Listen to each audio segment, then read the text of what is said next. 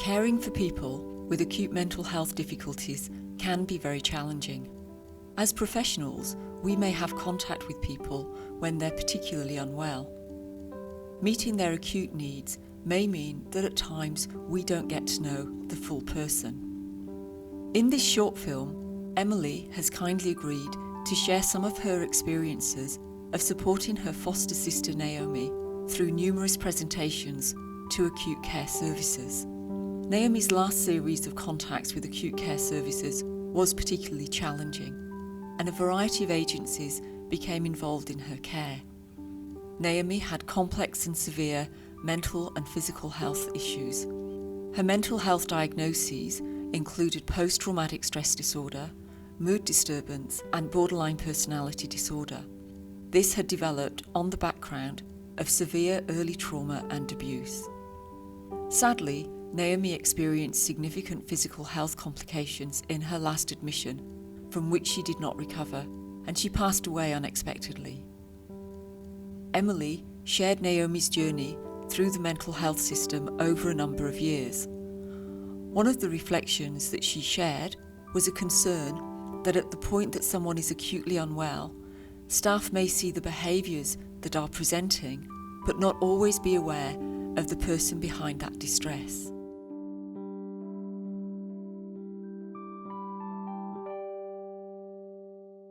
I'd say a lot of the staff there, they often spoke about her being the most challenging person they'd worked with, and a lot of people would say, the chances of her recovering fully were quite slim, that she, it was something she was always going to struggle with, but I certainly don't think they realised how much she was able to function at home the majority of the time. She was a girl that had many hobbies, so from woodwork and building things to painting, sculpting, writing poetry. She would journal. There were lots of things she loved to do, all depending on her mental health. So if her mental health, if she was feeling down, she would find she wasn't able to draw or paint. She wouldn't be able to focus. But when things were under control, she would do brilliant paintings.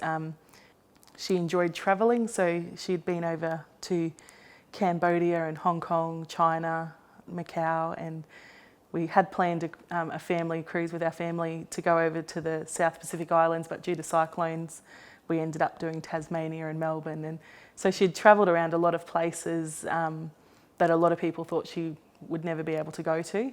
I know the staff at the Townsville Hospital often commented that they couldn't believe she was able to go away and, on these trips and function so well. Emily describes some aspects of Naomi's care that had been helpful.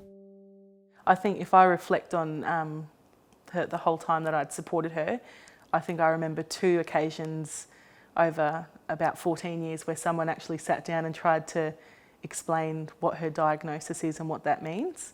And since she's passed, in reflection, I've thought it'd probably be helpful if that conversation was happening more often, if people would have explained what the different diagnoses meant.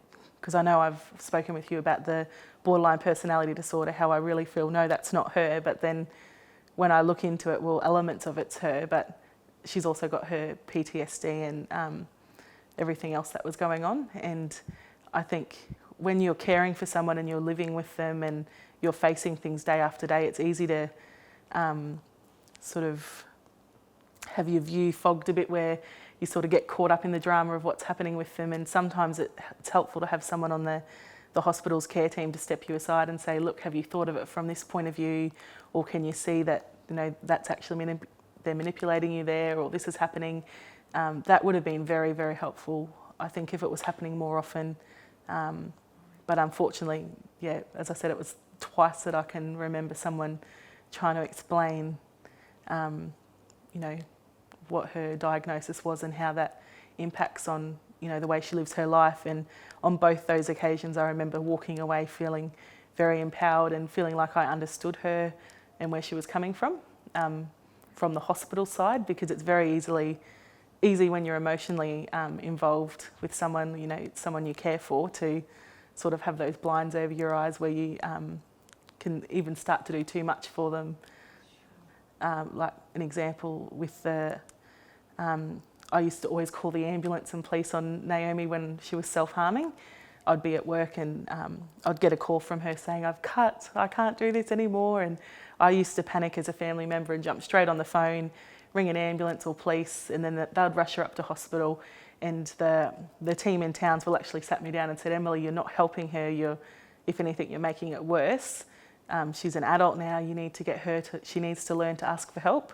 So it was very tough, but I started, when I would receive the calls from her, I'd try and think to myself, okay, it's a cut. It's probably not too bad. Let's leave it. And I'd say to her, "I'm not going to call an ambulance, but you know if you need it. And if you need the ambulance, you need to make the call yourself because I'm not there."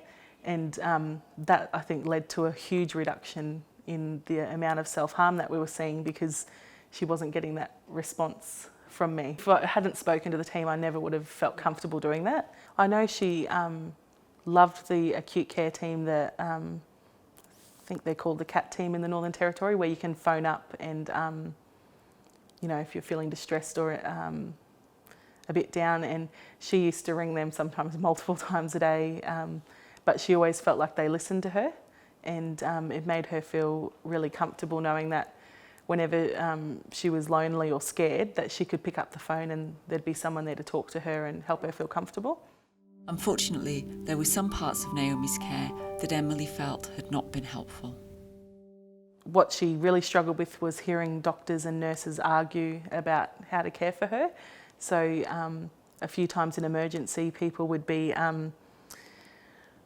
you'd hear them in the corridors saying she should be admitted, then someone else would say no, she shouldn't. And so she would be, I think, in there thinking, well, they don't want to care for me. While she was in the hospital, I guess all the different people, the police, corrections, the hospital, everyone was really unsure of what to do to best manage her needs, and so a decision was made that she would be transported to Darwin. I feel there didn't seem to be much understanding between the agencies, so that I think everyone was working to their own plan, and there wasn't a lot of collaboration between people, which made it very hard. So as a family member, it felt very disjointed. There felt to be, I guess, blame shifting between people about whose responsibility certain things were, which made it very hard to, someone that you care about and you're wanting them to receive the best care,